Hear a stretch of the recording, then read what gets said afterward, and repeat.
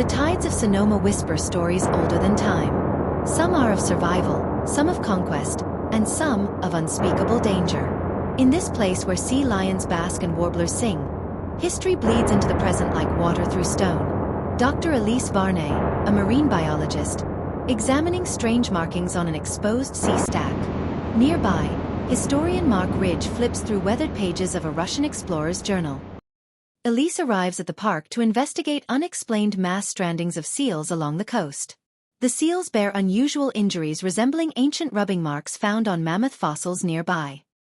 Mark has been researching the Russian fur trader settlement and discovers accounts of a black tide that devastated Fort Ross in the 1820s. He dismisses it as folklore. At sunset, Elise and Mark cross paths near the ancient sea stack. A sudden low rumble makes the ground shake. Elise swears she sees movement in the water, a shadow larger than any known marine animal. A sonar team hired by Elise detects a deep, resonant frequency beneath the sea floor, emanating from a cavern below the park's coastline. Mark finds a hidden map in Fort Ross, pointing to an unholy treasure buried beneath Bodega Head. The markings suggest something the Russians feared. Elise discovers that some of the injured seals have high levels of an unknown toxin in their bodies. She suspects a link to the shadow in the water. The duo encounters a local fisherman who warns them to stay away from the sea at night, describing lights beneath the waves and missing divers over the decades. The duo ventures into the coastal forest above the cavern to examine fault line maps. They uncover fresh sinkholes near the sea stack, suggesting recent seismic activity. Suddenly, Elise spots a strange black residue clinging to nearby rocks. Elise and Mark dive into the underwater cavern system, finding remnants of Russian-era artifacts, including harpoons tipped with a strange mineral. Deeper in the cavern, they uncover a massive glowing fossil. The frequency detected earlier intensifies as the fossil pulsates. Mark realizes the fossil isn't inert. It's the preserved remains of an ancient predator, awakened by seismic activity. Its DNA is leaking into the water, mutating local marine life. As Elise samples the black residue, she notices it's alive, writhing under her microscope.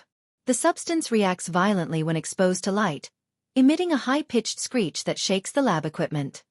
Mark translates more of the Russian journal, which describes the creature as a sea demon that poisoned the waters and drove animals mad. One entry warns, when the demon rises, the shore will turn to shadow. The park's wildlife starts behaving erratically. A pod of whales unexpectedly beaches itself, drawing public and media attention. Elise and Mark confront the oil company's regional director. He admits they ignored warnings from local geologists about drilling near unstable underwater caverns, prioritizing profit over safety. At night, Elise notices eerie, bioluminescent streaks in the waves. She records video evidence of a massive silhouette moving just beneath the surface, its glow matching the strange residue. Elise hypothesizes that the toxin affecting the seals is coming from the predator's body as it regenerates. The government intervenes, planning to quarantine the area, but bureaucracy delays immediate action. A park ranger alerts Elise that a group of kayakers has gone missing near the sea stacks. As she investigates, she finds one overturned kayak on the beach, its surface burned and corroded. Mark discovers a coded message in the Russian journal, revealing that the Russians hunted the predator to extinction, but not before it nearly wiped out their settlement. Mark deciphers a final map reference in the Russian journal, leading to a hidden cave within Bodega Head. Inside, they find crates of preserved Russian weapons designed to kill the creature, including explosive-tipped harpoons. Elise analyzes the harpoon tips and realizes they're coated with a rare mineral that neutralizes the creature's toxins. However, the material is almost depleted in the modern era. As the predator's attacks escalate, Elise and Mark discover a local legend that ties the sea demon's emergence to eclipses. To their horror, a lunar eclipse is only days away. Elise develops an experimental toxin derived from the creature's own DNA, hoping to weaponize it as a last resort. However, the process is dangerous and could worsen the creature's aggression if it fails. Elise and Mark realize the predator's revival was inadvertently triggered by oil drilling in nearby waters. The company responsible has been covering it up for months. While preparing their equipment, the duo encounters a local diver who claims to have seen glowing eyes deep within the water. He provides a sonar map showing a massive moving shape near the seabed.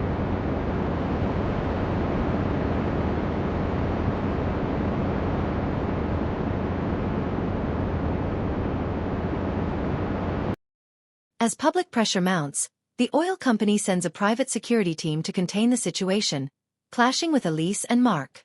Their interference nearly compromises the duo's plans. A pod of dolphins surrounds Elise's boat, behaving erratically. When she scans them with sonar, she detects traces of the same black residue in their system, further proving the toxin is spreading.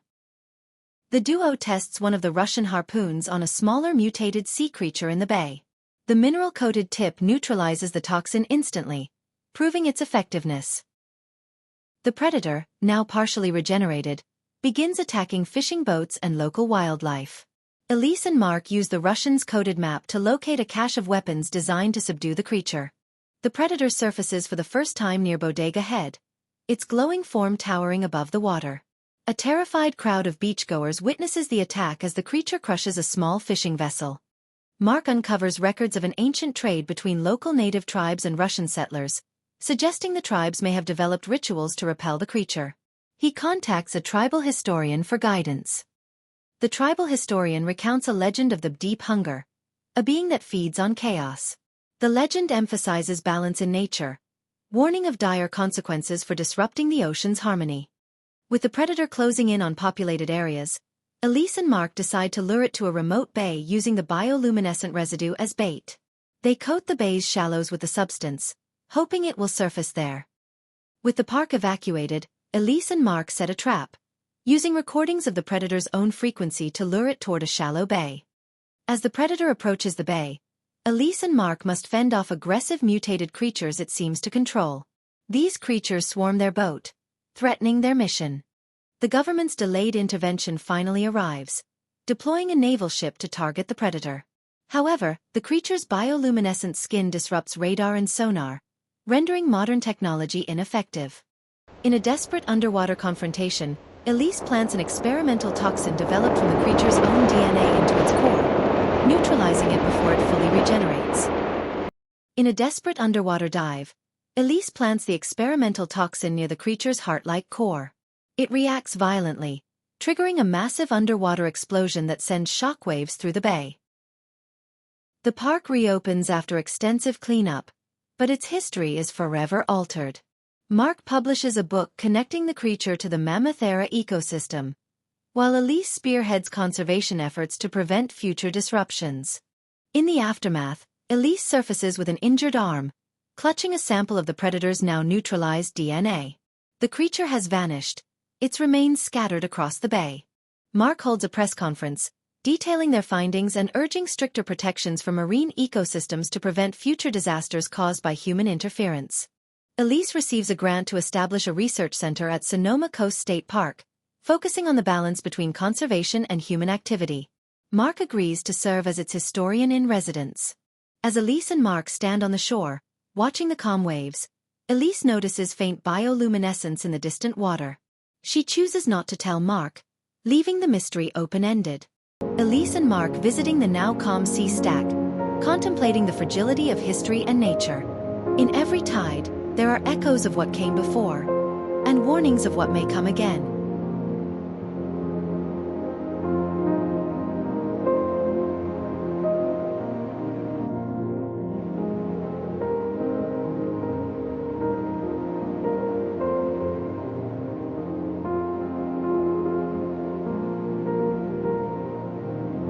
Disclaimer: the story presented here is purely a work of fiction and is created for entertainment purposes.